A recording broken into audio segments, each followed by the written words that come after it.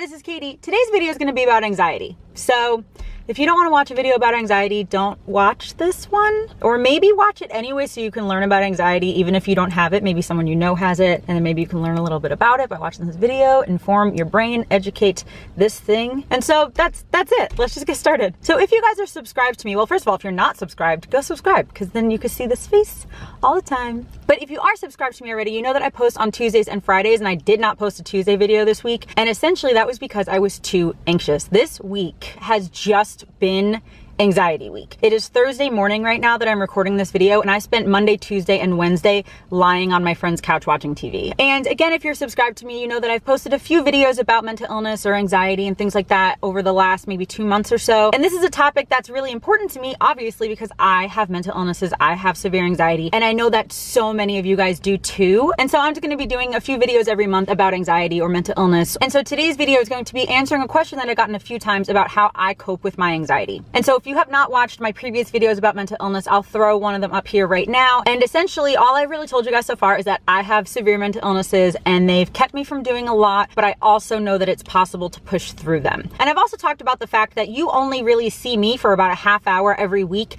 and so you don't really know what I'm doing all the time. But in all honesty, what I'm doing all the time is a lot of resting or having anxiety attacks or sitting on my phone just scrolling on Instagram to just distract myself from how sad I feel and how anxious I feel. But there are other times that I push through that and I'm able to be productive and do things. And so I've taken a lot of notes on my phone, like a lot of notes on my phone. So essentially I'm just going to kind of read this. It's literally titled How I Cope with Anxiety, and I hope that you guys kind of get something out of it. So anyway, the first thing I talk about in my notes is that we accept the love we think we deserve, but we kind of accept anything that we think we deserve, and that is in our line of self-esteem. So I'm pretty sure a therapist told me this once. Everybody kind of knows the saying, we accept the love we think we deserve, but I think it goes further than that. So if I think that I'm worthless and hopeless and lazy, then things that line up to that, like actions or jobs or things that I do in my day-to-day life that line up to that, I'm more likely to do them because they line up with my train of thought. So when I'm in a really worthless, lazy mode, I watch TV all day because it's like, well, this is all I can do anyway. And I kind of get sucked into that like idea of I'm not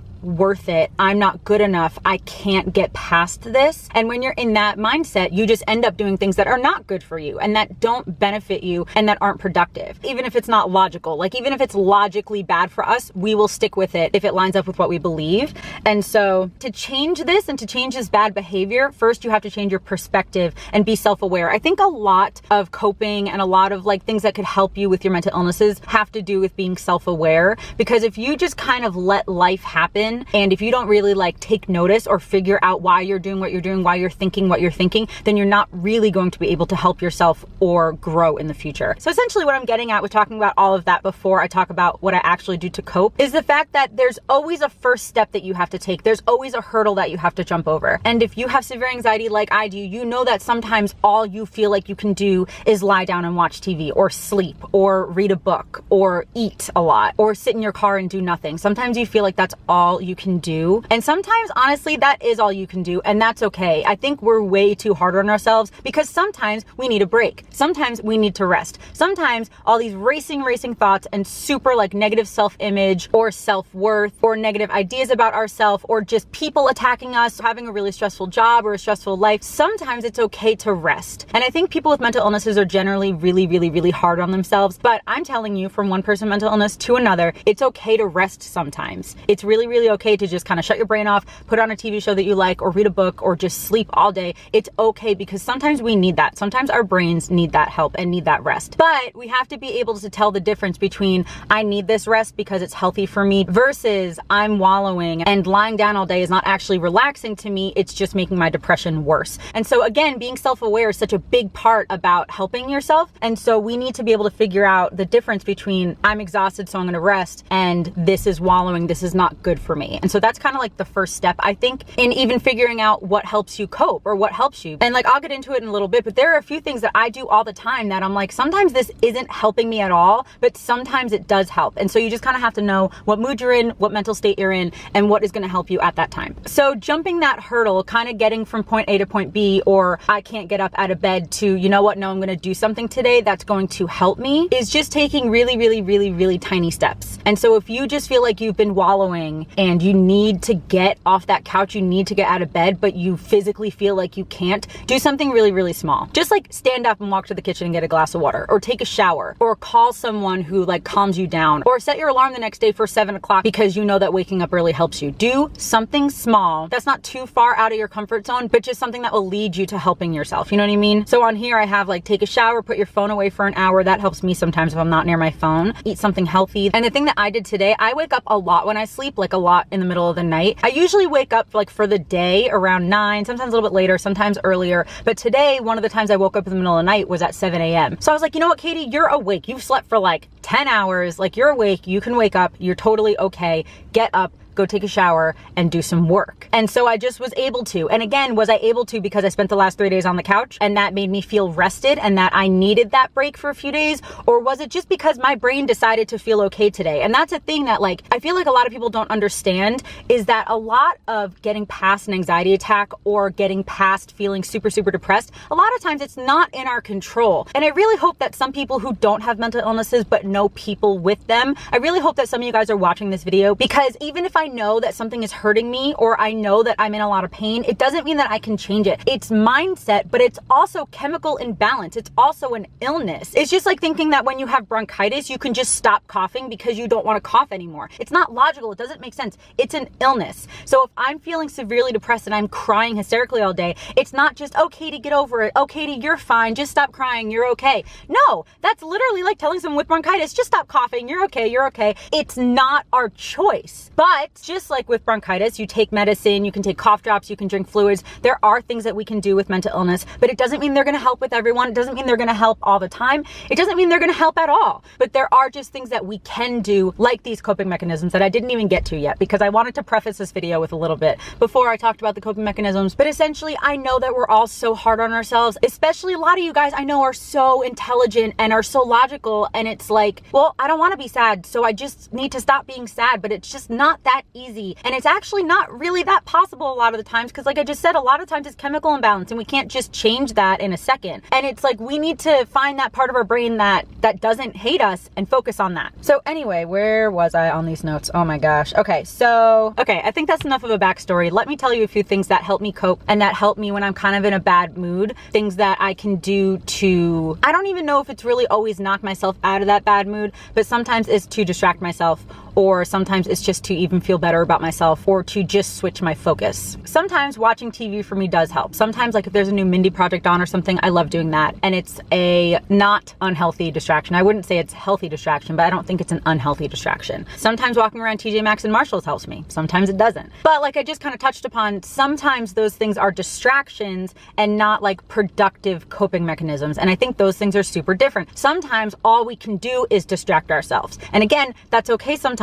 We need to be less hard on ourselves. But if it's possible, I want to get over here to that like positive coping mechanism side. And so I'm not just existing until I die and just like really hoping that the day ends soon. Like I don't really want to live like that. Logically, when I'm feeling okay, I don't want to live like that. I'd rather be over here doing productive things in my life. Taking care of errands helps me feel productive. And also literally anything that keeps me busy helps, because then the anxiety doesn't really have time or space in my body to take over. So if I'm staying like super, super mentally and or physically busy, that usually helps. Eating a healthy meal usually helps, because it makes me feel like, oh, I did something good because I ate healthy. I didn't just eat Cheetos. Painting my nails or doing anything like putting makeup on or doing like a face mask, anything that's kind of like self-care generally makes me feel better for at least the time that I'm doing it. Trying anything new, doing anything that personally makes me feel productive, because it's going to be different than you. I know that waking up early helps me. I know that doing something physical, like going to the gym, I'm not one of those people that I'm like, yeah, exercise really helps me because the endorphins. For some reason, that's not like exactly who I am, but it will help me because it distracts me. But again, it's a positive distraction because it's healthy. Either like working out and going to the gym, doing yoga, I used to take rowing lessons, that was cool, or hiking or swimming or doing anything like that. So I said like waking up early, getting out of bed early, or getting off the couch or getting out of my car early helps. Getting out of my car or getting out of the house in general helps me. Sometimes I feel like all I can do is sit in the car, but I do know that when I get out and when I'm outside, either in the fresh air or just going into a store I've never been to or something like that, helps me more than sitting in my car all day, all the time. I think setting goals helps. even if you don't reach those goals, honestly, sometimes setting them, I think that sometimes helps, or researching a new place that looks really cool, or learning something new, doing something creative like writing or painting or playing music will help sometimes. Listening to music doesn't really help me because I have a few too many negative associations with music, so it doesn't really help me, but sometimes it does. But I know that does help a lot of people, like listening to music or playing music. I know that helps a lot of people. Sometimes for me, talking to people helps because I'm naturally an extrovert, and so sometimes being around people,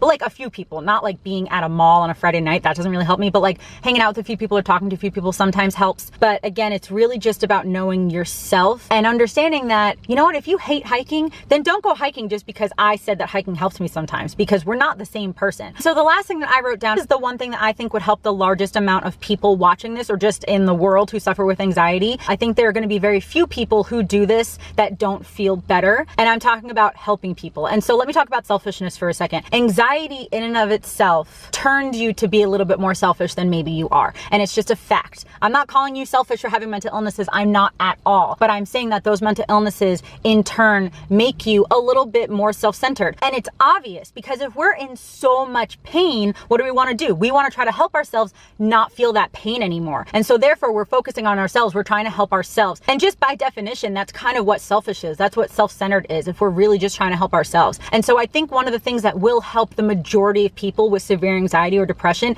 is helping other people. So there are a bunch of things that you can do just in general to help people. There are things that are a little bit more like immediate that you could do right now. Like you could go on any charity site or GoFundMe and donate some money. You could bring soup or a meal to someone that you know who's sick. You could help one of your friends move. You can go visit your grandparents who you haven't seen in a while, maybe take them out to dinner or run errands with them. Just even think about the people that you love, or think of the people who are around you, and just think, okay, what could I do today that would help them? It will take your thoughts off of you and put them onto helping someone else. And I promise you that most of the time, that will help you. There's also larger things that you could do, like start a fundraiser. You could go volunteer at a children's hospital, or volunteer anywhere really, at a soup kitchen, at like an after-school program for at-risk teens. You could donate a larger amount of money or a larger amount of time to any cause that's really important to you. You could sponsor a child. You could do a lot of things. I just firmly believe that helping other people is positive, because you're helping the world essentially, and you're making someone else's day or making their life sometimes, but also taking that anxiety and being like, you know what, anxiety, I don't have time for you right now. I'm going to focus on someone else. It just, honestly, it just really, I think personally would help you. And if your intent is to help them, if the purpose is to help them, it will just in turn help you as well. So don't go out and do something because you're like, oh, I want to feel good about myself, so I'm going to give $1,000 to this charity. Don't do that, because that's not really going to help you. That's looking at it from a selfish way. But if you're able to kind of flip that switch and say, you know what, I really care about children, and so I want to go visit a children's hospital, so let me research some, call some, or email some, and just see if I can go visit one, maybe play music or just play games with them or just hang out with them. If you do it because you want to help those kids, it will in turn help you. But if you do it because you want to help yourself, it won't help you as much. And I hope that makes sense. I feel like you really need to have that intent of helping other people. And so if you aren't there yet, that's totally okay. If you really just need to focus on getting up and being able to shower, or getting up and being able to go grocery shopping, then that's what you need to focus on. But I'm telling you, if you can even just do something little to help someone else, see if that helps you. That would be my main recommendation. Just see if that helps you. And so again, I'm not saying that you're selfish because you're sick. I'm not saying that at all, but I'm just saying that when we focus so much on ourselves because we're sick, it's not incredibly beneficial. Hey guys, different angle, because I'm interrupting myself because I just finished recording that video and I just thought of one more thing that I wanted to say. So I want to touch upon this selfish topic again. As like homework, I want you guys to realize how often you talk about your anxiety or your depression, and if talking about it helps you. And I mean like to your friends stuff. I don't mean to a therapist, because honestly, the more I talk about myself, the more I complain about my anxiety or complain about my depression, the worse I feel. And so I'm actually just curious to see if you guys feel the same way, or if you guys get the same way. I know it's really easy to talk about it, and sometimes I want to talk about it all the time, kind of either so I can think about it and figure out a solution, but also just maybe to see if other people can help, or just to see if anyone understands understands because it makes me feel less alone. But honestly, they rarely do. And usually when I talk about it a lot, it does not help me. And so again, as like a little bit of homework, maybe over the next week or so, just kind of realize when you're talking about it and see if it helps you. And that kind of just goes with the selfish-ish talk, just because if you're talking so much about something negative, then that means that your mind is focusing on it. And that means that it's essentially become one of your priorities. And so is your priority figuring out how to get better, or is your priority complaining about it? Or is your priority seeing if someone else understands? And again, maybe it does help you and that's great, but it's just more of a, I want you guys to realize if it does or not. Because I feel like there's a lot of things that we do that we think might help because we're so used to doing them, but they don't actually help if we really think about it. And so that's just kind of with anything. If you guys go shopping every day because you think that it helps you cope, kind of think about how you actually feel when you're shopping. Does it actually help you, or did you just become addicted to it? Or is it just something that's really easy? Or is it something that helps you wallow in your depression or makes you feel bad about yourself? And since you have a negative self-image in the first place, like I talked about in the beginning of the video, it's lining up to your views of yourself. And so that's why you continue to do it. A lot of it is being self-aware and realizing why you're doing something, if it's really helping or if it's actually making you feel worse. And so I just want to touch on that really quick. Hope all that makes sense. And now back to the regular footage. I forgot 2 more things. This video, guys, I know it's all over the place, but I hope it makes sense enough. Anyway, I forgot basically the 2 most important things, God and travel. And maybe I didn't talk about them because they're honestly not what I'm doing to help myself right now. I haven't been praying. I haven't really been focusing on God as much as I want to, but I know that doing that would help because it has in the past. And the same with travel. I really haven't gone to many like new places lately, but I also know that doing that and like adventuring and just doing things that I haven't done before, I know that that helps me also. Yeah, so those are 2 things that I just didn't talk about yet that I wanted to include. And okay, back again to the actual footage of the video. So that's it for this video. If you liked it, please give it a thumbs up. And again, let me know in the comments anything that you do to help yourself cope. And that's it. I love you. Jesus loves you. And I'll talk to you later. Bye. I have a secret. I left New York. Wait, can you hear me whisper? I left New York. I'm gonna tell you guys where I am on Tuesday. So there's gonna be a little bit of suspense, a little bit of like the last episode of season 4 on Dexter. That's nothing like this is. I have no idea why that was my correlation, but it's good. I'm in like a good situation. Okay, bye guys. So I'm holding on to